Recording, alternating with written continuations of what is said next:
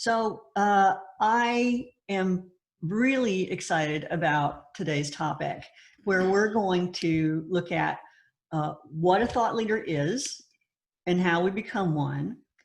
We're going to consider why now is actually a critical time. And it wasn't until COVID time happens that I asked Peter to come on.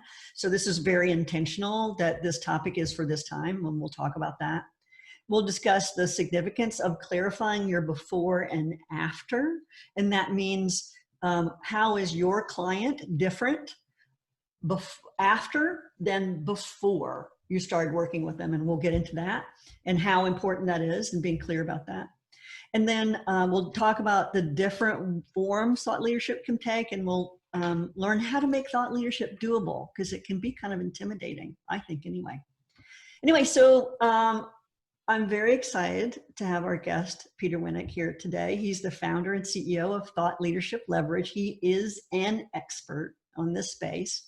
He's helped individuals and organizations build and grow revenue streams by designing and growing their thought leadership platforms. He's got clients from the background, lots of different backgrounds. They include New York Times bestselling book authors, Hall of Fame speakers, and recipients of Thinkers 50 Awards and CEOs. So with that, welcome, Peter. Great. How are you? Really good. It's good to be with you. Thank you. Thanks for having me today. Yeah. So, what is a thought leader, and who can become one? Yeah. So I love that question, because there's lots of noise and debate over what it is and what it isn't. And unlike certain disciplines, this is a fairly young discipline. So I'll give you sort of my definition, which isn't necessarily the standard as of yet, but I hope one day it becomes it, because I think part of the issue now is if you ask 10 people what a thought leader is, you get 11 answers. So to me, you break it down, there's two elements of it, right? So there's the thoughtfulness of it, and then there's the leader of it. So what does that mean? That means, number one, it has to be thoughtful, and it has to be either well-researched or come from your work. So it could be sort of on a continuum from hardcore academic research, experiential, in the case of coaches, from, seeing patterns and things, etc. But you're adding to a conversation that exists. You're not starting with a blank slate. And I think that's a key point. It appears to be an overwhelming thing if you have to start from a blank slate. So I think it's the thoughtful piece, adding to a conversation in a field, in a discipline, in an area that you practice, right? And then the other piece is the leadership side. It's one thing to just share or regurgitate other things that you've read or seen or heard or whatever, but you're taking the conversation to the next level or a different level. And as a leader, you're willing to take risks there, right? So your role as a thought leader is not to placate everyone, not to have everyone necessarily agree with you. It's fine if they don't agree. In fact, if you're not getting a little pushback here and there, you've probably diluted it too much. So I think it's being cognizant of the two sides of the coin. Is it thoughtful, and am I leading that conversation of a discipline that I am deeply immersed in a higher level, to a higher level? We got a question, and I want to credit Alicia Lambert for the question.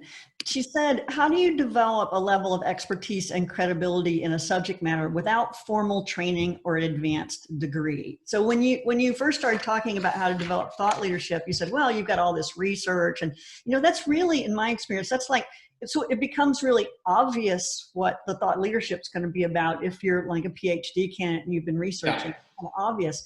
But for those of us who aren't PhD, we aren't researchers. Yep. How does one, like the people in this audience who are coaches and in that helping other people lead space, how do we form our thought leadership?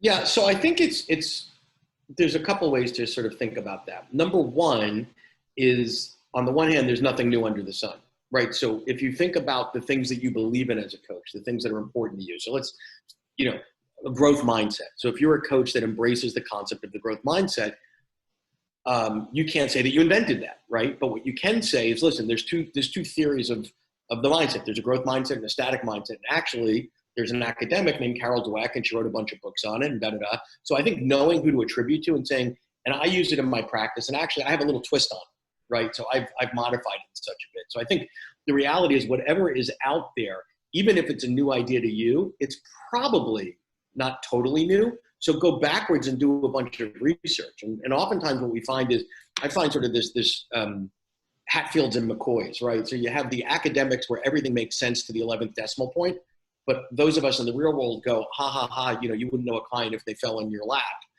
and everything works great in the lab, but I'm dealing with real people in real time that are messy and sticky and problems and all that. And then you have, sort of the practitioners coming at it, and the academics go, oh, no, it doesn't work. To me, it's be Switzerland. It's the right blend of the experiential, because I have a great admiration for academics. I'm not one, but I also have equally great admiration for someone that's a coach in a specific area that can say, listen, I've had 10 clients that had a similar problem to what you've had, and here's what my experience has been and how people cope with those situations. Yeah. An example comes up for me, and might sound like I'm name dropping it. I'm not intending to. So Simon Sinek's work. 10 years ago, he gave his breakout TED Talk at a conference I organized. Yep. And start with why. I mean, all of us know that in coaching in particular, that the first thing we do is, why do you want to do this? Why is this important? But it's like you said, nothing new under the sun there. But yeah. He had a model around it. He had a way of saying it. He had passion around it. And he had some examples. So I appreciate that from the standpoint of it's not something you've never heard of. And he had his own lens on that particular thing. Yeah, I think it's what your secret sauce is to adding to it, right? Because Simon clearly didn't invent why, and he didn't invent circles, right? Yeah, right. I love it, and yes. Yeah, right. So yeah, no, I think that's right. Okay, so who can be or who can't be a thought leader? Well, I mean, theoretically, anyone could be a thought leader, and there's an asterisk there. You can't be a thought leader by writing one blog post. You can't be a thought leader by writing lots and lots of stuff about various different things, right? You can't be an inch deep. So I think number one is find your lane. What is my sweet spot, as narrowly defined as it can be, that I really want to be a recognized voice? Because many of us, we know a little bit about leadership and a little bit about listening skills and a little bit about, so that's sort of the liberal arts approach. You can't really do that. That works in a practice, but as a thought leader, you can't be a generalist, right? As a matter of fact, even leadership, which is a really broad topic, you got to chunk that down. Is that newly minted leader? Is it the impact on the intergenerational issue with leadership? Is it leading in a matrix world? Is it leading technical team? I mean, there's 20 slices of leadership, and it's easier to pick a smaller slice and go really, really deep than say, I'm going to be the next Peter Drucker. But you may be, but that's a pretty lofty goal. Yeah, for sure. So what would you say are some of the biggest obstacles to successful thought leadership?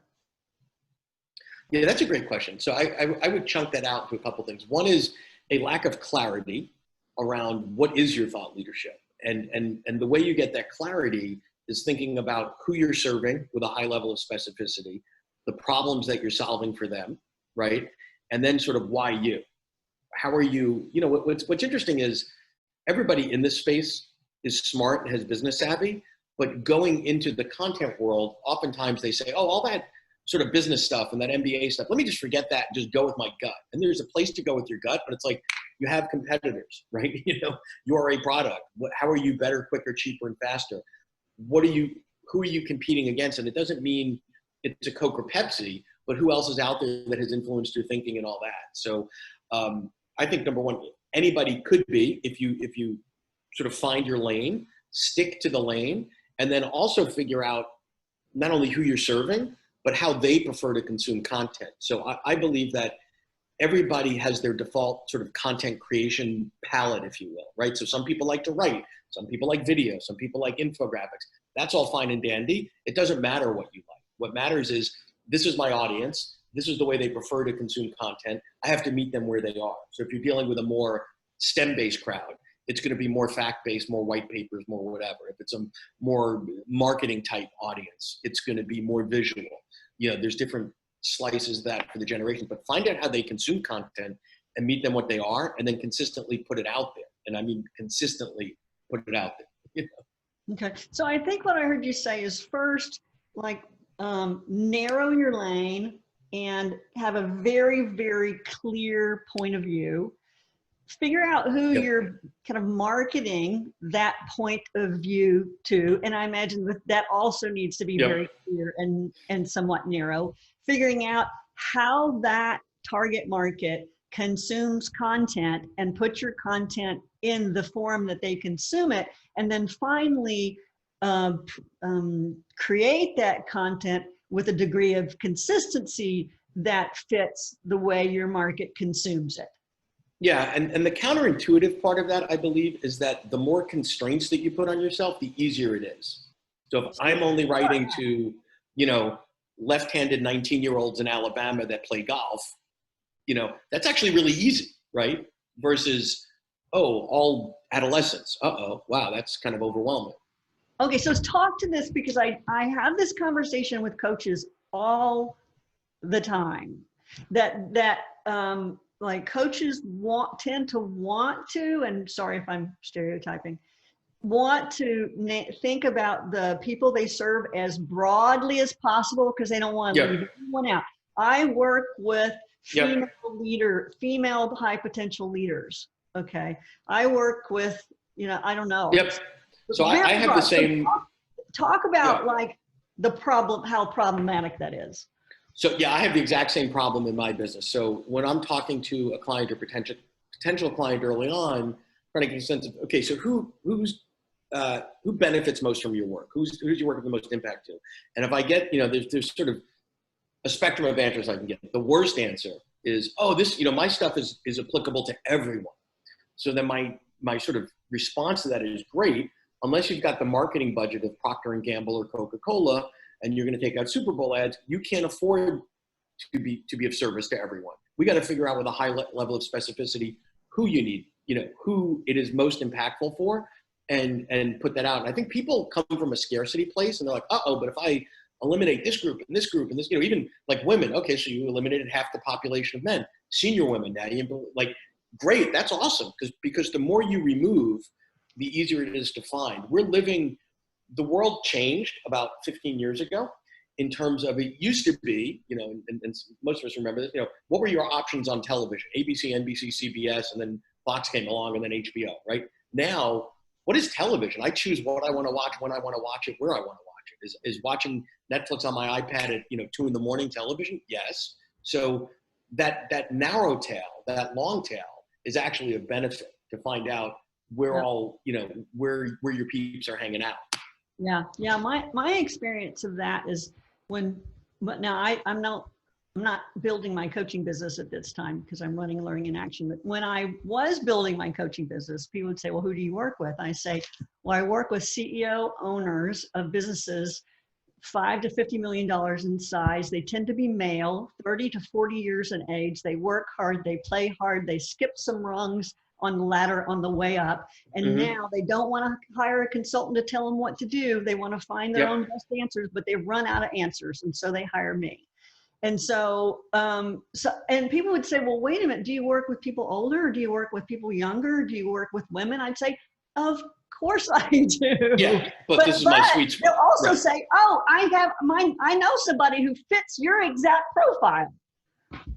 Well, and what it also does is when someone walks away, they don't just go, oh, Alison's a coach. But when I'm talking to my cousin Fred and he fits that profile and he describes it, I'm like, ooh, Alison's the coach for Fred. I got to make an introduction. That's it. I mean, my goal in describing who I coach has always been that someone can go through their mental Rolodex, telling you my age, and say, here is someone I know someone that needs that. So yeah. That's exactly right. Cool. So one of the things we talked about, and we didn't talk about today, Peter, but we talked about last time, is maybe going one of the reasons I wanted to have you on today is because I just thought you're so brilliant when you and I just had a quick conversation about around how to craft what my thought leadership might be or what my talk might Mm-hmm. be. Do you want to maybe work with someone through that today as an example, or Sure. it could be me? And so what would be the invitation to anyone present today that you would work with them on? Well, I mean, where we start with our clients is in a strategy development process, because what happens is, and this is where people tend to get overwhelmed. So one day they say, okay, you know what, I'm going to really double down on this thought leadership stuff, right? And then that could lead them in 50 different directions. Okay, do I learn WordPress? Do I become an expert on Twitter? What's my social media thing? Am I doing TikTok? And so now we're overwhelmed with all this noise. So step one is you have to have a strategy. Who am I trying to reach? How am I trying to reach them? Who is important to me? Again, the avatars that you're going to build, the pain points that you're going to solve. And if you skip the strategic stuff, you're spinning 50 plates in the air, and activity is not productivity. So I think, we start by cracking the code on the strategy in terms of getting really tight on your platform and what your content is, who you're serving, how you're serving them, the modalities that you're going to serve them in. Then you move into the fun stuff, because everybody wants to get to, okay, when can I create this stuff, right? Like, when do I leave me alone and let me go write or do videos, or because that's the fun part. But if you skip the thoughtful strategic part, you're wasting a lot of effort and you're wasting a lot of resources and potentially diluting and hurting the brand. So if anyone on the session today would like to raise your hand and have Peter work with you in like a little mini strategy session, just so he can show you how this works, feel free. We'll take the first hand that we see raised, and we'll demo it. And if no one wants to do that, I totally understand. And then I'll kind of be the guinea pig. Ooh, Zach. Okay, let's do it. Good way to go, Zach. Okay. So there we go. Yeah. So I have a coaching question as a thought leader. Often when I am working in that field, I find that I have to argue against logic that no longer applies. Can you say more about that, Zach? Yeah, give me an example. Yeah. In healthcare, people are thinking that things are the way they are for a particular purpose that they may understand or not understand, but whichever way that they're holding it incorrectly. What would an example of that be, Zach? Like a real yeah, so here's one of the examples that I'm working on, and that is how fast knowledge can transmit through the educational process to the application. How fast can we develop new modalities of care and have it implemented? Now, those are some areas that are transforming the quality of care quickly. However, we do hold on to scientific understanding that's no longer relevant. I see. So what's your question about that, Zach, now that we kind of understand what you're talking about? Okay, so when I present these ideas, it's hard for people to understand. So we don't have enough of a body of knowledge of something called epigenetics. And we still are researching the gene rather than how they interact. And how they interact relative to like 5 different variables that we're taking the human being and putting it into a medical model, and the human is not designed for a medical model. The medical model is only used to what we can bill for. Okay, so let me see, Zach, if I can. It is kind of what you're saying, like, how do you develop thought leadership in a really nascent space? Like when there's maybe some skepticism and maybe not a lot of data? Yeah, so it's really challenging and threatening to, it's always threatening changes. And it involves a little bit of understanding of science that we don't yet have a good grasp of. Okay, thank you. However, we do have thought leaders in this medical area but they're unfinanced and under-researched. Okay. And they don't turn a profit because we're changing the way the product is delivered. Okay. Anyway, so what? Well, sorry. Let's see what Peter can do with that. Okay, Zach. Yeah, I'm not sure if that's a thought leadership issue. I mean, what I would say is one of the positive things coming out of COVID is adaptability and change. So I was talking to a colleague the other day who's been teaching at NYU and Columbia forever. And he said, we had 36 hours to take it online, right? We've been, distance learning has been in the conversation for 20 years. And he said, in fact, I've been on the committee at 2 of these schools for 10 years talking about what's our plan and how we're going to do it and planning and planning and planning and planning.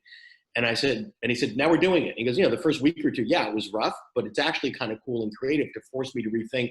I'm trying to teach X to Y, take away this physical environment. I'm limited to Zoom, but I also have new tools with Zoom on how to do that. So let me rethink it. And I said to him, interesting. So if COVID didn't happen, how long do you think it would be until you are where you are now? And he said, I'd be probably definitely retired and probably dead. So I think that the force of change, I think if you can make it relatable, there are so many more people working from home now. Think about it, there's a long list of things. Nobody signed up for it, it just got thrust on us. And we got thrown in the pool. And guess what? We're doing the best that we can with it. So I think that getting people to throw out these preconceived notions, we're going to see this on the back end of COVID when things lighten up. People go, wait a minute, I used to get in the car every day and commute. I don't know if I need to do that.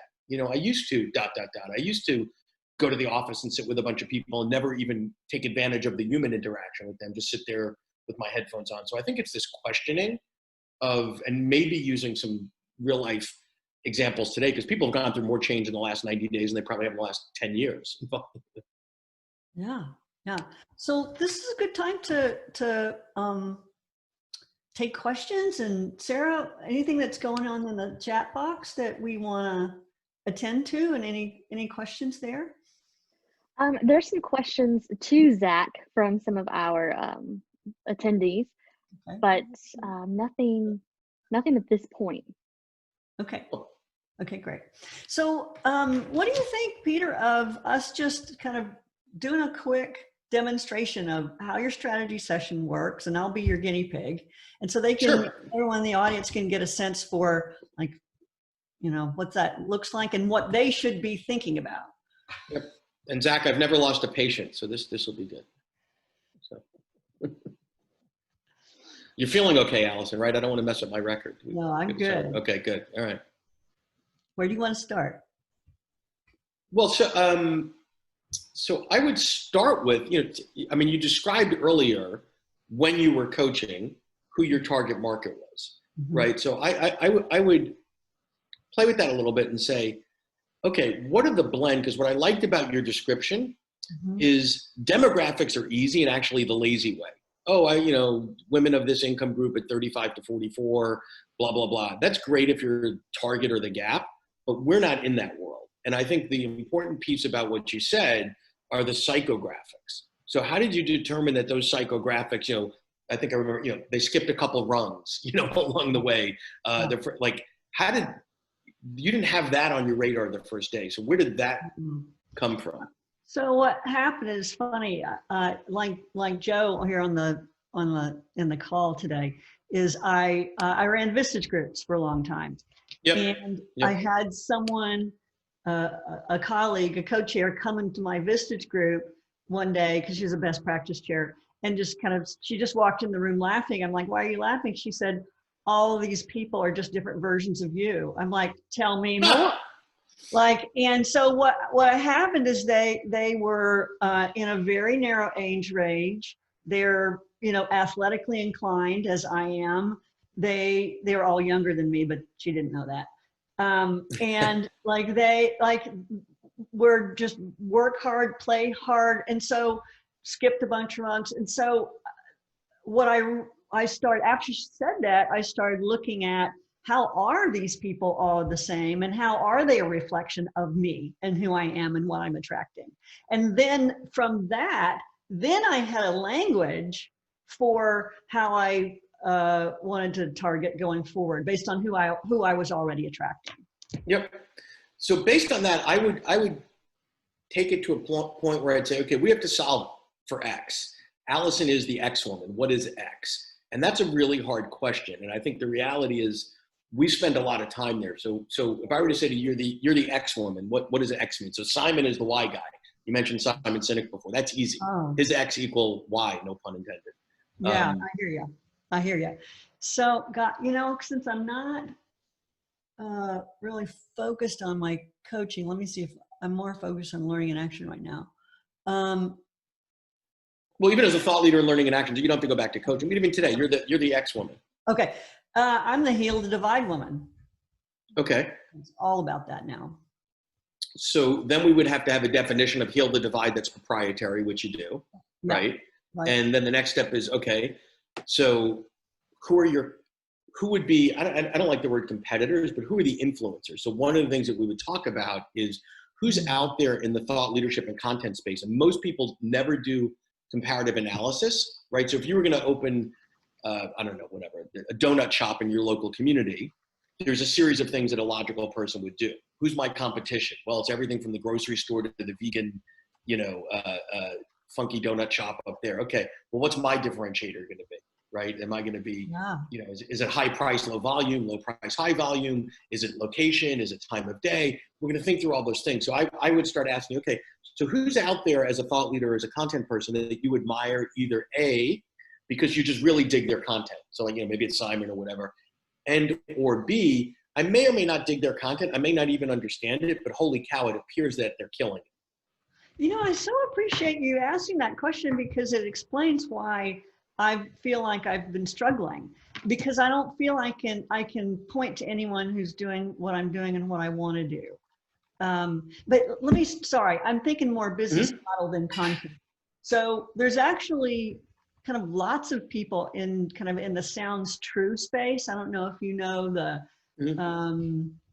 there's kind of Jack Kornfield and Tara Brach and Eckhart Tolle, although mine's not quite in that space, because there's a different, it's like a cross between Eckhart Tolle and John Gottman, and I don't know. But that's great then. So that's like the movie, that's like if you were pitching a script, is, the smoothie that is you is, 2 parts Eckhart and 1 part Gottman or something like that. Yeah. Right? With a resonance of athleticism or something or whatever. Yeah. And then I would start, talking to a client, okay, well, what does success look like? Because I think it's easy to dive into this space, but what are you trying to accomplish? And it could be, this is the amount of money I want to make, right? And I don't want to work hard doing it, or I want to work very hard doing it, or I do want to travel, or I don't want to travel, right? I want to make this income level. I want to have this impact. And sometimes impact could be far more important. I don't really care about the money, but I know that the work that I have changes the world for a better place, one person at a time. And I want to unleash it. It's this evangelical sort of power that it has. Another variable might be ego. Everybody think, ego gets a bad rap. It's bad when it's narcissism, but you know what?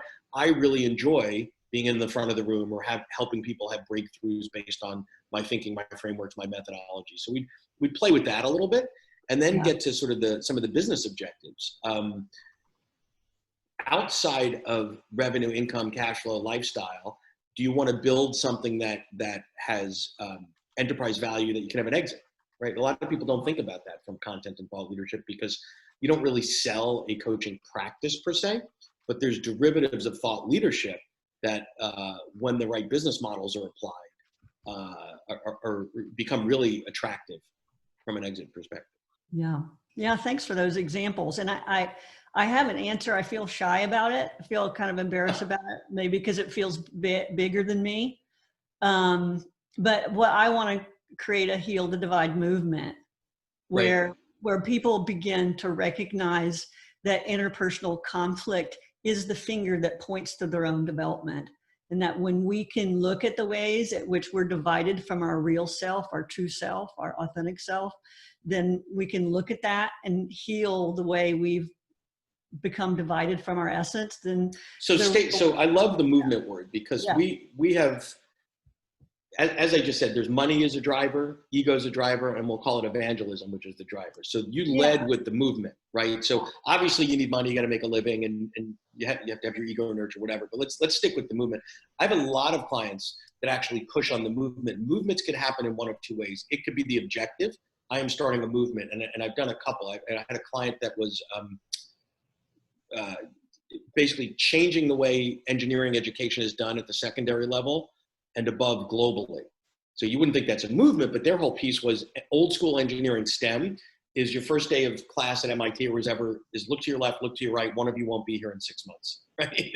Like that's the world. And he said, that's all fine and dandy. What does an engineer need to be today?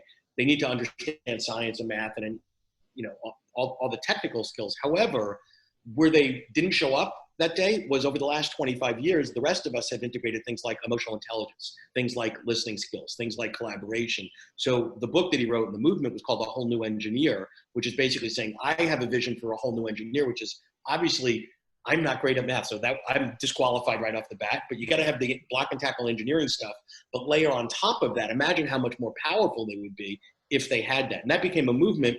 We had to identify who we're influencing and why. And it became a way to just change the way education is done globally at the secondary level and above for engineers. That's a big movement. We identified 37 constituencies. We had an influence. We created all sorts of tools to have people do it at the campus level, as well as the compliance level in terms of getting schools credited. It's pretty interesting. So movements are fun. Movements are great. So did that person start? So getting to the question of where does one start? Like, did they start with the book? Well, it's funny, that person they came to me and said, we think we might want to write a book. And getting to know them, I said, well, and he'd already written a bunch of them. I'm like, you may or may not want to write a book, but what you really want is to create a movement. And then the aha went on. So yeah, there was a book that was done, but it was a means to an end. There were lots of other things done as well. So, when you think about a movement, you got to think about who you're engaging, right? And there's sort of three levels to creating a movement. Number one, you got to make people aware that you exist and you have this perspective, this way of looking at the world.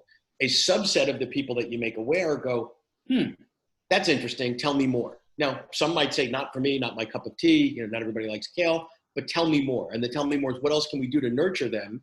And then the third level of a movement is we want to activate them. The activation could be go start a local chapter, go buy this, go talk to other people in this area that you have access to, whatever the actionable items are, but you got to be aware, you got to engage them, and then you got to activate. So then you come up with tactics all along the way there. Awesome. That's super helpful. That's super helpful. And by the way, they take a long time and they could be quite expensive. So you got to also have a business model to support it. Yeah. Okay, so let's go to see what questions we have, if any, either in the chat box. And if this is a great time, if you want to raise your hand and maybe have Peter work with you through something, or just ask a question. It's a good time. Sarah, anything? No, not at this time. Okay. So feel free to raise your hands if you'd like. So a couple other questions. So so we were getting to the question of how to create a client avatar or talk about the target market for a client. And you asked me how I got mine. How do people who kind of don't know theirs as well come up with who their target market is or who their avatar is? Yeah, so there's a couple ways. I mean, trial and error is one. It takes a long time. But the other is, the observation that person made of you, like they all look like you, right? So that, and I don't think they meant that the physical attributes, but there's a self-selection piece here. So I think one of the things that you have to be cognizant of with content is, listen, there's two paths that you can take. You can be in the conversion business, right? Well, which is I'm going to go out there and show the world, everybody, that this is a better mousetrap and they better think the way I think. Well, that's painful. You ever try to convince someone that has a different perspective of you, whether political or anything, that yours is a better one? That's intense. That's a lot of work, and the success rate is low. Or you find out the attributes to get some self-selection, right? So people that I want to attract, I don't want to work with people that think command and control is the way to operate. I don't want to work with people that have horrible listening skills. I don't want to work with people that are ethically competent. Like, so some of the way to identify it is figure out, okay, who would you cringe? Like, what are the clients, if you go back the last 2 years, when you see them on your calendar, go, oh, it's going to be a crappy morning. I got, cranky Joe today or something. Yeah. And what is it about that person? Who makes you happy and who makes you cringe from that perspective? Yeah. Kind of energetically, who do I love working with? And then who do I really don't? Mm-hmm. Okay. So one of the ahas I got just from looking at your website was this question, or the importance of knowing how your clients are different after you work with them versus before. In other words, what's the impact of your work? Will you talk through kind of how a coach begins to drill down on that? Yeah, so I think that one of the difficult things about coaching, which is similar to consulting from this perspective, is it's abstract, right? So if I go to buy, to Home Depot and I have to buy 500 square feet of towels or tiles, we know what that is. Okay, that's a thing. I can touch it, I can feel it, I can compare one grade of tile to another. I have a frame of reference of, the last time I bought tiles and these are fancier, whatever. The promise, the value prop, I'm making an investment in coaching of my time, my energy, my effort, and my dollars. What am I getting out of this, right? So I think you have to be really, really clear and paint the picture for your client as to what this will look like, what not to expect, right? So in one session, I will not, change all that ails you from, a horrible childhood or whatever. Where are we focusing on? What are we not? What are logical outcomes and how are we going to measure them? So I always call this sort of the Jenny Craig problem. So if any of you remember the Jenny Craig commercials or Weight Watchers or any of those, it's a pretty standard model. You show a person, they're somewhat large. There's an intervention of the product or the intervention or the system. Then time goes by and the large person is less large. So it's easy to deduce, even if you had the sound off, whatever that thing was, that product was, it makes large people somewhat less large over a period of time. So what's your Jenny Craig? So you're coming to me and your problem is, I have a communication problem. I have trouble micromanaging. I give crappy feedback, whatever it is. Okay, great. So that's your before. So we're going to do some stuff. And then after, you're going to feel like you can delegate better, that you're not a micromanager, that you do give feedback in a proper way. And then go back and check in with them along the way, because there are parts of coaching that become, it might sometimes seem to the client that, wait a minute, this feels like we're all over to the place, but there's always a method to the madness for a good coach. And sometimes you have to show them, like, remember we said we're going to do A, B, C, and D? What we did today was in service of X. That make sense? Does that answer your question? It totally does. And I'm wondering, when I've done this for myself, I haven't felt like necessarily happy with what I came up with because it didn't feel very differentiated. So when I've looked at, as a coach, what's my difference between before and after, I look at the before state is like, I don't know exactly what to do. I'm going in too many different directions. I've lost the end of what I know to do, and I don't know what to do next, right? And that's the before. The after is clarity and confidence, which I mean, it sounds so, I mean, even when I say it now, it sounds a little lame to me. It feels well, I'll give you a twist on that. Lame. So when I work with a client, our initial engagement is a strategy development process. It takes 6 weeks, and it could feel a little abstract. So I walk them through the process and the methodology and what we're going to do and how long it takes. And then I said, listen, at the end of the day, this is what it's not going to do. It's not going to pretend to be able to tell you how many widgets you're going to sell. That's a bad business plan. It's only going to give you two things. And I use clarity. And from clarity, so this is the application part, the ability to effectively prioritize all the things that you could do, would do, should do against a set of objectives. So there's clarity. I get what clarity is, but then what? What's the application of the clarity is I can now prioritize, because I think that might go to your overwhelm. Why am I overwhelmed? Because I got more to do and I don't know what sequence, and this is more important than that. I see. So take those ideas of like clarity and clarity to do what, and confidence to do what, and then that brings it down more. Okay, that's good. Yeah, so confidence might be to stand up for yourself in a meeting. Give them specific examples of, well, what does confident mean? Because clarity we sort of get, but what's the benefit of me being more confident in the situations I'm coming to you to fix? Yeah. And it's always, for me, it's always they make better decisions faster. Exactly. Yeah. Okay. Awesome.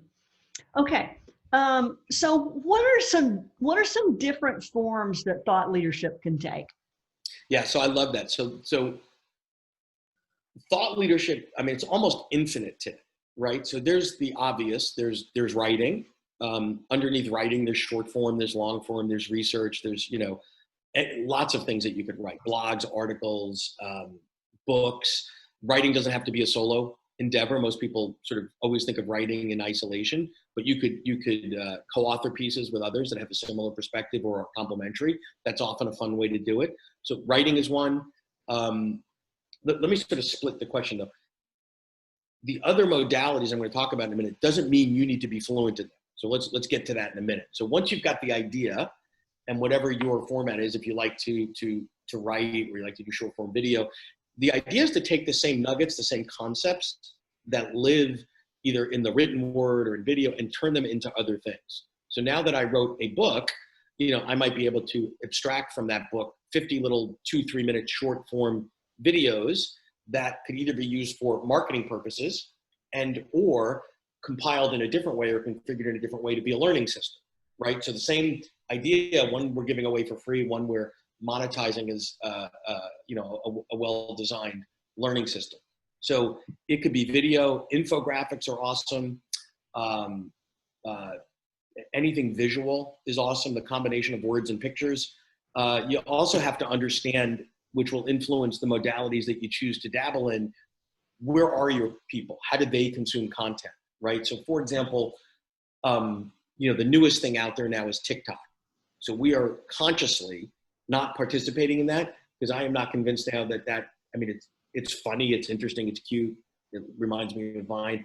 I know what my business objectives are. I know who my clients are and potential clients are. I know who I'm trying to reach. I'm not convinced that they're there yet. So that might mean I could be wrong. So it just means I'm not there yet, right? I know from experience that LinkedIn is great for us, short form articles and video. Twitter is good for us because we can repost our content over and over and over again through there. We do some stuff on Instagram. It doesn't really work all that much, so we cut down the investments that we make there. So you got to figure out where are people hanging out, where do you need to be. SlideShare is good for some people. That's a platform to share PowerPoints if you're dealing with a more sort of academic event. So where are they? What's their format?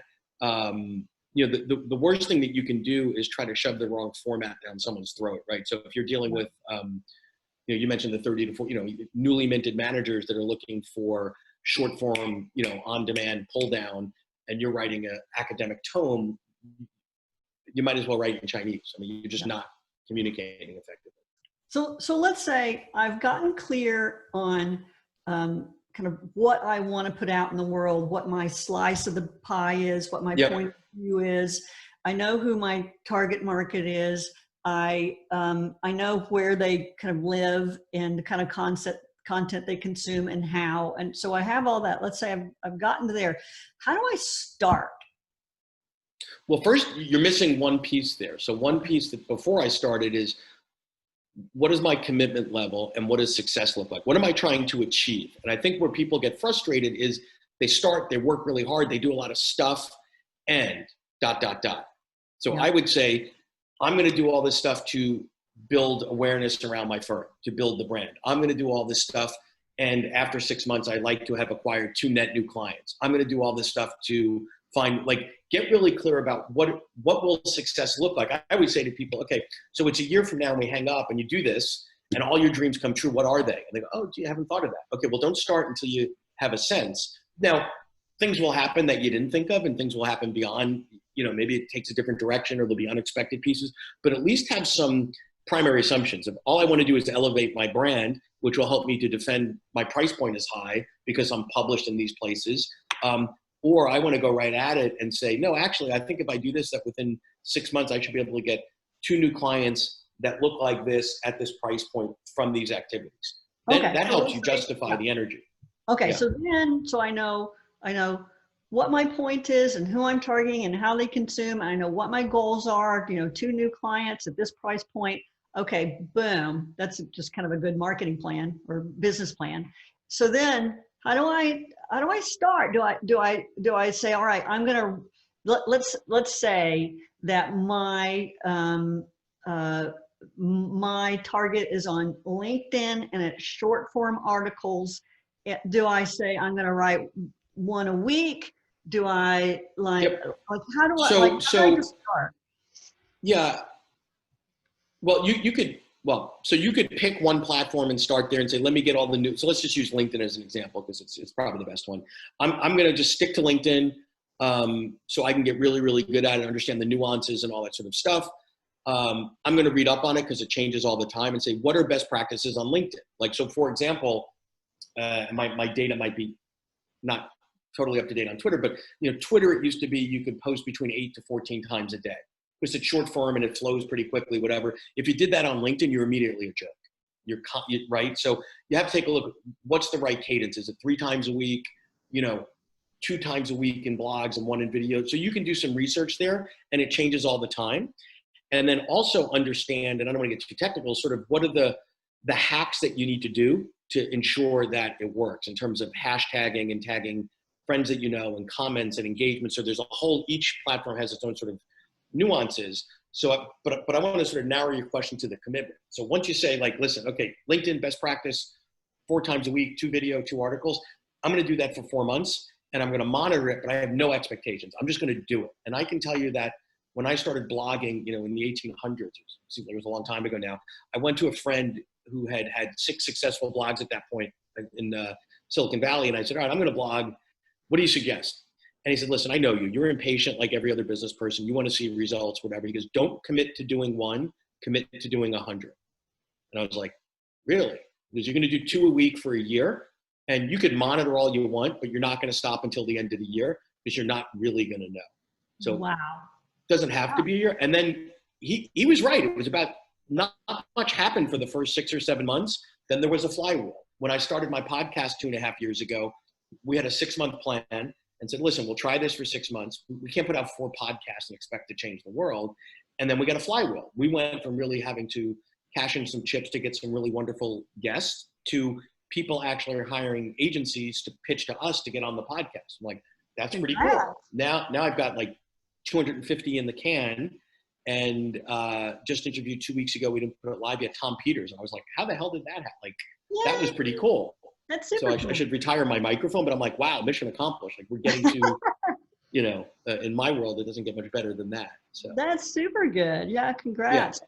So this has been super helpful. One other question, then we'll kind of begin to wrap and see if people have other questions. So how do you make this doable? Like everyone has a job, they're working already. Like and it seems like you need a social media expert and you need someone who writes blogs for you. Like, sure. What's the most scaled down, accessible, doable thing someone can do to start on this path of thought leadership? Yeah, so I would say the most scaled down thing is actually scalable. It always needs to start with systems and processes in place. So step 1 is even when you commit to, I'm going to write 4 times a week for 6 months, you should develop an editorial calendar based on your avatars and based on your pain points. It's like a game of Mad Libs. So I'm solving conflict resolution problems for middle-level managers in financial services, right? Those are the 3 things that every piece needs to hit. And maybe that's a bad example, but you've got to have themes and an editorial calendar so that every time you come to create something, it's not, it's Tuesday, I got to write something. It's like, no, it's the constraints that give you that. Then you've got to have other systems in place that say, you know what, I'm going to chunk out, I don't know, whatever, 2 hours on Monday to write a month's worth of stuff. And then on Thursdays is my posting day. Ultimately, this could grow. Like I'm blessed where I've got a team, like I create stuff, but I'm not good on the technical side, nor is that where I want to spend my time, nor is that where the firm makes money when I spend my time trying to figure out how to post something on YouTube. So, only I can do certain things and you have to be willing to make those investments when you get there. But you can do a lot of it you can do most of it on your own. It's just a question of, is that the right opportunity cost? So much stuff can be outsourced today. Yeah. Okay, that's super helpful. So let's go to Sarah if we have any questions or if anyone wants to ask any question at all. We don't have any questions in the chat box, but Zach, I believe, was raising his hand earlier. Zach, did you still have a question? He's going to unmute there. Yes, I do. So the three components of a movement were awareness, persuasion, and action. Awareness, engagement, and activation. Yeah. Yeah, and engage them to persuade them. No, it just Well, engage. no, think of it as almost a filter. So first, nobody knows who I am and what I have to say. So I got to make them aware. I got to put out a lot of stuff. A subset of that goes, that might be interesting. I'll stay engaged, which means I'll listen to more content. I'll read more things. I'm just going to take it in. You're engaging me. And then ultimately it's activation. As a result of making you aware and being engaged in it, what is it that I'd like you to do? Tell a friend about it. Recommend my book.